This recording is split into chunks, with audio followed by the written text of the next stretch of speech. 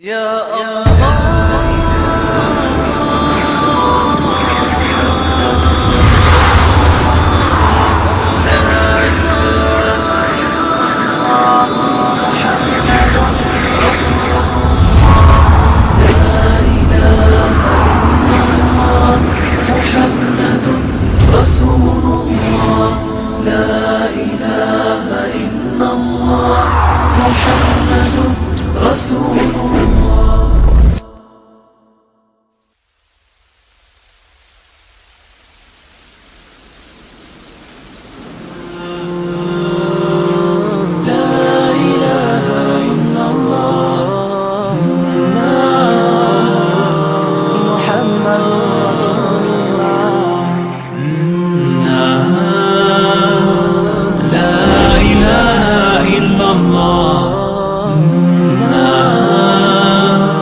محمد رسول الله. لا إله إلا الله. محمد رسول الله.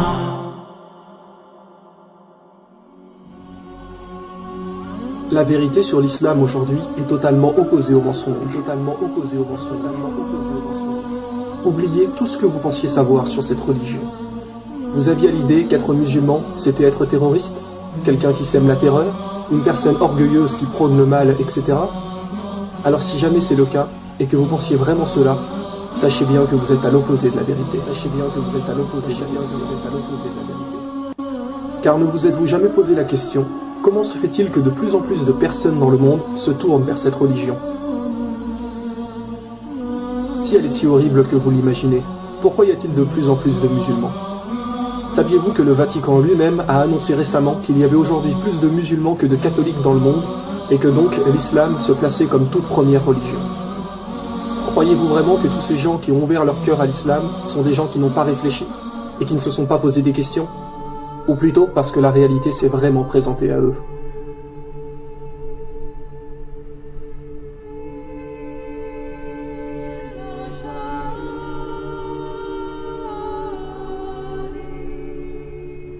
Il est aujourd'hui plus que temps de cesser les mensonges. Pourquoi n'y croyez-vous pas? Parce que vous êtes persuadé que les musulmans sont des terroristes? Mais qui vous a dit ça? Où avez-vous entendu cela? Voilà en réalité le vrai problème. C'est qu'aujourd'hui, les gens confondent arabe et musulman. Savez-vous ce que veut dire le mot musulman? La définition même du mot est « faire ce que Dieu nous demande ». Or, Dieu nous a strictement interdit de tuer. Il nous est dit dans le Coran que quiconque tue une âme injustement, ce sera comme s'il avait tué l'humanité tout entière.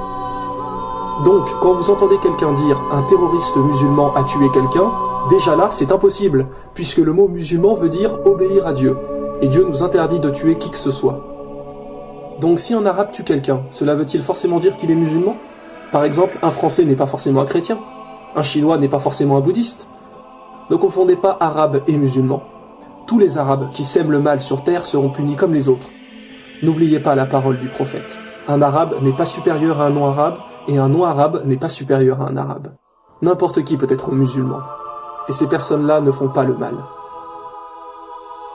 Un musulman est quelqu'un qui a l'obligation d'aider son prochain, de nourrir le pauvre, de ne jamais faire de mal, de ne pas se mettre en colère, de pardonner toujours les autres, de remercier Dieu de ce qu'il nous donne.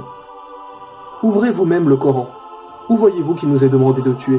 Où voyez-vous qu'il nous est dit de faire du mal? Beaucoup de gens pensent aussi que les femmes sont soumises à leur mari, alors que ceci est absolument faux. Avant que le prophète Mohammed arrive, les hommes se payaient des femmes, les utilisaient, ils les croyaient inférieures. Et lorsque le prophète est arrivé, il a aboli tout ça, en expliquant bien clairement que la femme est l'égale de l'homme, ni inférieure, ni supérieure. Où voyez-vous dans le Coran que celle-ci doit être soumise? En vérité, le prophète Mohammed a dit « Parmi les meilleurs d'entre vous, ce seront ceux qui prendront soin de leurs femmes. » Alors vous me direz peut-être « Oui, mais on voit des gens qui ne font pas ça, qui ne respectent personne. » Eh bien oui, cela est vrai. Mais ça, ce n'est pas l'islam. Ce sont ce que les gens en font. Ils ne suivent pas toujours bien les lois peut-être, mais ne vous dites pas que c'est ce que Dieu a demandé. Aujourd'hui, les ignorants jugent une religion en se basant exprès sur les arabes qui font n'importe quoi pour vous faire penser que c'est cela l'islam. Vous ne vous rendez pas compte que vous vous faites manipuler.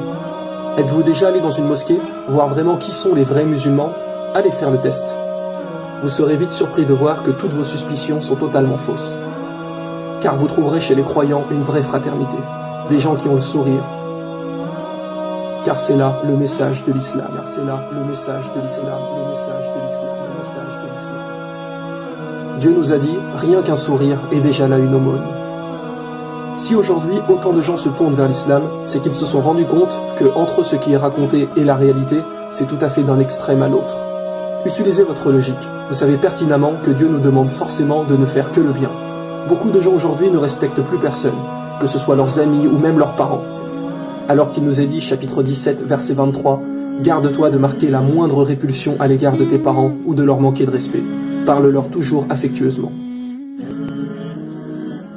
Alors quoi? C'est ça l'islam? Être poli, respecter tout le monde, être généreux? Alors dites-moi, mais où est le mal? Qu'est-ce qu'il vous gêne en fin de compte? Ce sont toutes ces personnes arabes qui sèment le bazar et qui se disent être musulmans? Mais cela est absolument faux. On ne peut pas vraiment les qualifier de musulmans.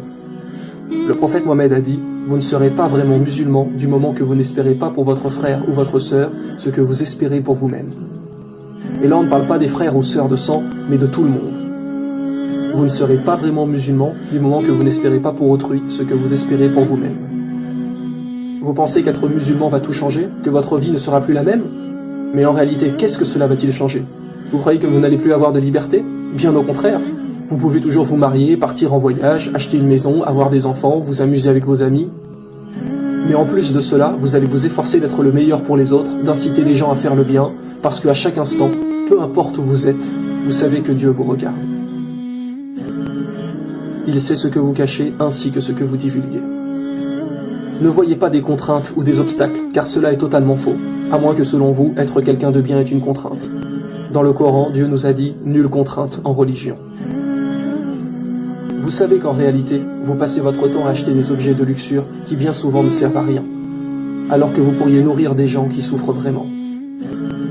Vous passiez vos soirées en boîte de nuit, sous alcool, ou parfois l'un de vous finit bourré et vomit partout.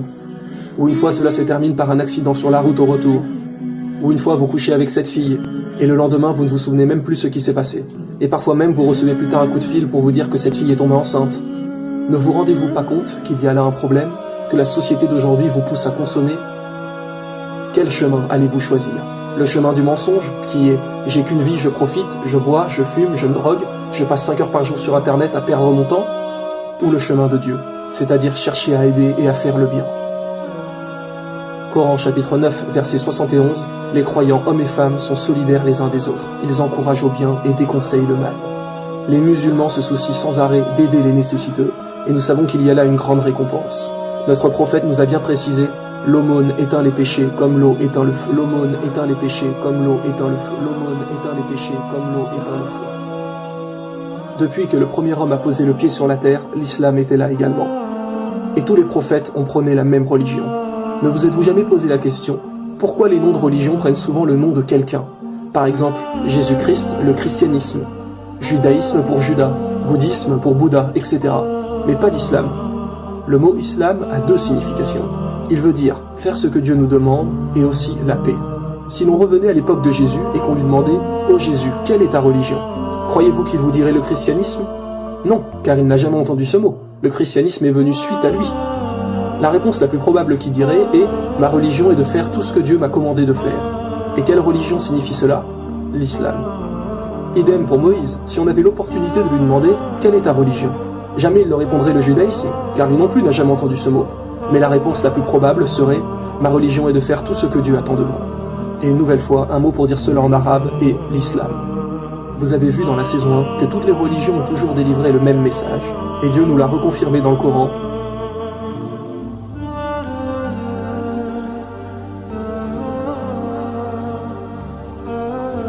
Mais malheureusement, il y a eu des innovations dans beaucoup de choses. Et c'est pour cela que tous les prophètes ont annoncé la venue du dernier messager, qui rétablira bien sur la terre la vérité sur la religion de Dieu.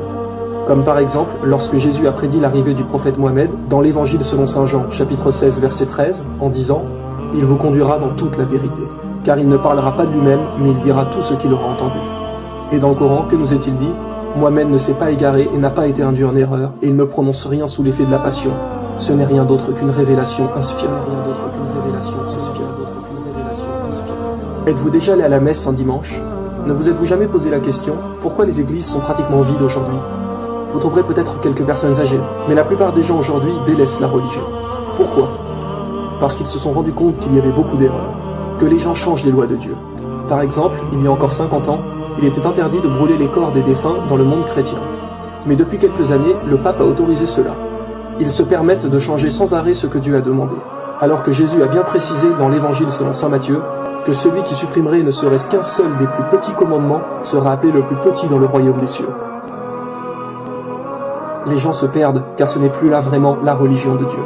Par contre, faites un jour le test. Allez dans une mosquée à la prière du vendredi. Vous les trouverez tellement pleines qu'il n'y aura presque plus de place. Parfois, les gens prient même dehors, tellement les mosquées regorgent de monde.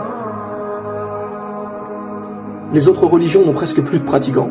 Et d'ailleurs, Dieu nous a dit, certes, l'erreur est destinée à disparaître. Il y a trop d'incohérences. Par exemple, les chrétiens croient en l'Ancien Testament, et donc en Moïse. Mais dans la Torah, il est bien dit comme dans le Coran qu'il n'y a qu'un Dieu unique. Alors que pour les chrétiens, Dieu est trois, le Père, le Fils et le Saint-Esprit, la fameuse Trinité. Mais alors, Moïse n'a jamais parlé de ça? Donc quoi, Moïse se serait-il trompé? Bien sûr que non. Et Jésus n'a jamais parlé de ça non plus. D'ailleurs, le mot Trinité n'apparaît nulle part dans la Bible, ce ne sont que des erreurs. Nous ne disons pas que la Bible, la Torah ou toutes les autres religions sont fausses.